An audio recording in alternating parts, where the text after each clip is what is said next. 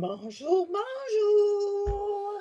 Eh bien voilà, on se retrouve pour la dernière page de notre quatrième bloc. On va faire la huitième page. Donc je vous rappelle toujours, chaque fois, c'est la collection Make a Wish de Stamperia et ça ne fera pas l'objet d'un kit dans la boutique Scrap for You.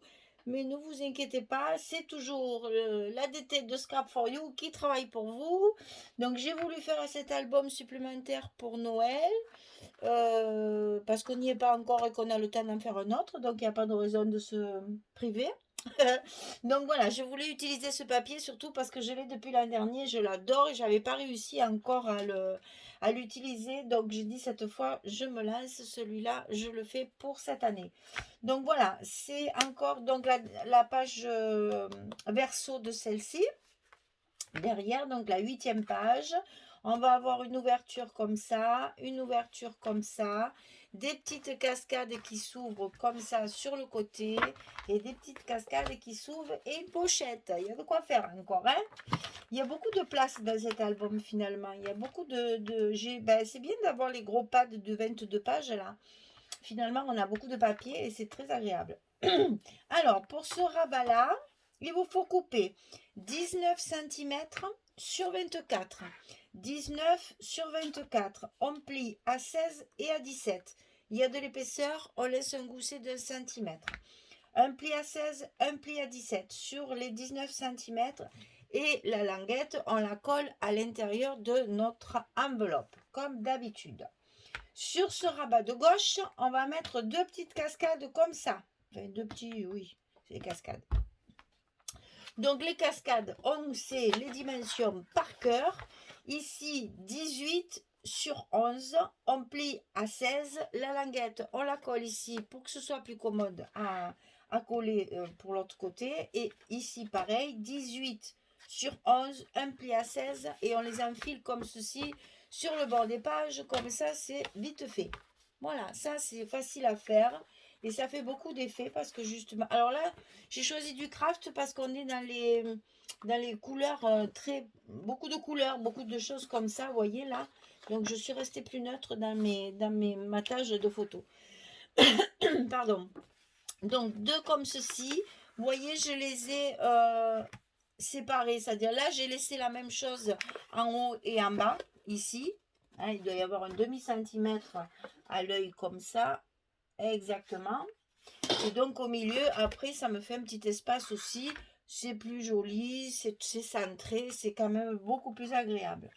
Alors ensuite, il y a une pochette. Alors cette pochette ici, elle est verticale sur notre album. Donc elle fait 28 sur 11. Et du côté 28, on plie à 2, puis à 26. À 2, puis à 26. On rentre nos languettes et on les colle directement sur notre bloc. Collé sur trois côtés, comme d'habitude, scotch rouge en bas. Petite pochette veut dire carte. Donc, une carte, 11, 16, pour la glisser à l'intérieur. Et ici, pareil, deux petites cascades, cette fois verticales. J'essaye toujours de jouer sur le paysage et sur le portrait pour que justement, il y ait le choix de toutes les positions de photos. Donc ici, c'est du 18 sur 11. C'est la même chose, mais en fait, il en faut 4. C'est les 4 mêmes, mais elles sont collées verticalement. Et on colle la languette sur la pochette. 18 sur 11, on plie à 16 et on en colle une en haut et une en bas pour que ça fasse ceci. Voilà. Alors, cette page sera fermée par un rond, comme on a déjà fait précédemment sur une autre page. On va coller un rond ici sur notre page. Alors, pour pouvoir coller ce rond, on fait un petit rabat pour tenir la fermeture. Donc ça fait 15 cm sur 5,8. 15 cm sur 5,8. On plie à 9, puis à 10. Pour avoir également un gousset d'un centimètre comme l'autre côté, soyons cohérents. Hein. Donc, 15 sur 5,8, on plie à 9, on plie à 10. Et moi, j'ai choisi de mettre les aimants directement ici pour que ça ferme ma page. Pourquoi? Parce que sur ma page, il y a ça. Et je ne voulais pas mettre mon rond en plein milieu de mes boules. Donc, je vais au contraire le décaler pour qu'on reste un peu, qu'on voit quand même les deux autres. Voilà. Voilà pourquoi mes aimants, ils sont là-dessus et pas sur mon rond comme précédemment. Donc là, petite languette à fixer au milieu, à l'intérieur, toujours pareil, à l'intérieur de notre enveloppe ici. Hein. Donc il nous reste un bon morceau à l'intérieur pour que ça tienne bien justement. Et donc, du coup, c'est ça qui va nous permettre la fermeture de la page. Voilà. Donc là, j'ai commencé à recouvrir mes cartes parce que ça, ben, vous savez comment ça fonctionne. Hein. Maintenant, on n'a plus besoin de vous expliquer tout ça. Il y a la carte aussi à l'intérieur qui est déjà recouverte. J'ai mis du craft partout sur mes envers de cartes. J'ai tout maté au craft. Voilà. Donc, je commence à mettre un petit peu tous mes papiers. Et je reviens vers vous pour le rond, pour vous expliquer comment je colle mes deux ronds l'un vers l'autre. Et voilà. Allez, c'est parti. Je vous retrouve quand j'ai fini. À tout de suite. Voilà, je reviens vers vous pour vous expliquer pour le rond. Donc, j'ai maté, enfin, j'ai fait comme la dernière fois. Hein, je me suis découpé un petit napperon sous mon rond. J'ai collé mon rond dessus. Ensuite, le premier rond, je le colle sur ma petite languette de fermeture ici. Et pour cacher ça, c'est pas très très joli, je vais mettre l'autre petit rond comme ceci ici pour faire une bonne finition. Alors, évidemment, je m'aperçois que j'ai pas mis le scotch derrière. Donc, c'est pas grave. On va faire ça ensemble. Et puis, comme ça, on va finir en beauté.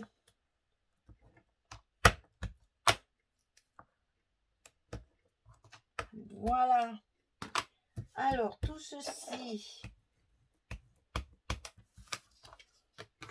on le décolle pour évidemment le mettre bien droit, que mon image ne soit pas de travers et qu'il soit bien en face le petit napperon. Que ça fasse une jolie finition de l'ensemble.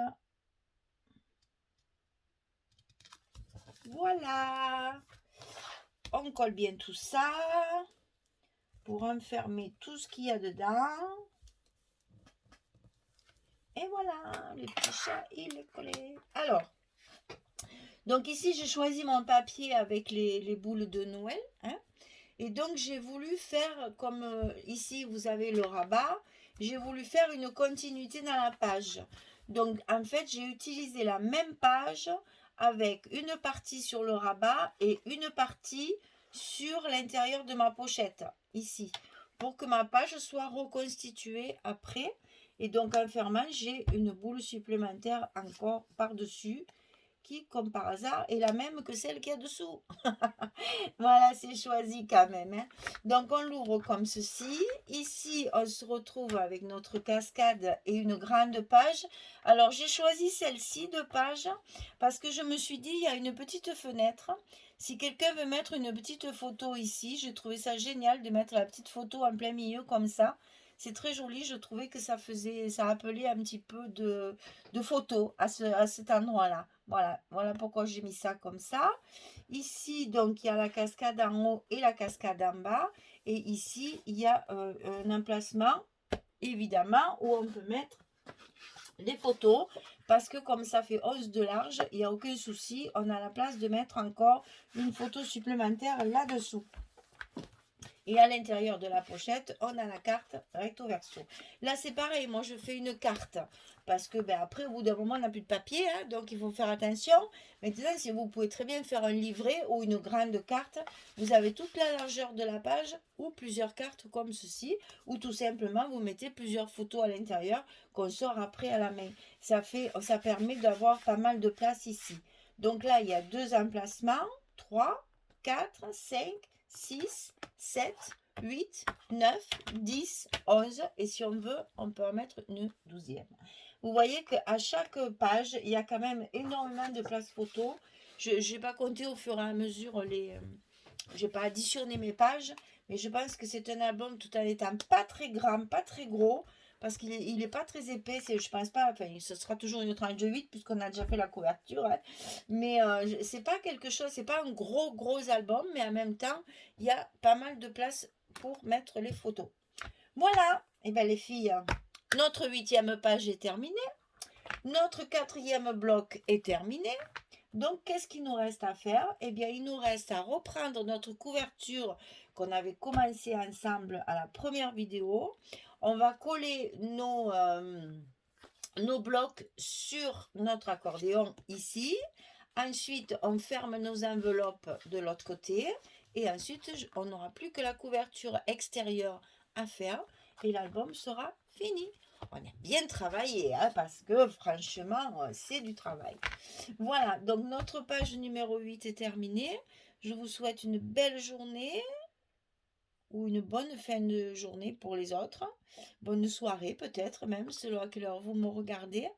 Je vous remercie de m'avoir suivi jusque-là et puis je vous dis à bientôt pour la suite de cet album qu'on a bientôt fini. Allez, au revoir tout le monde!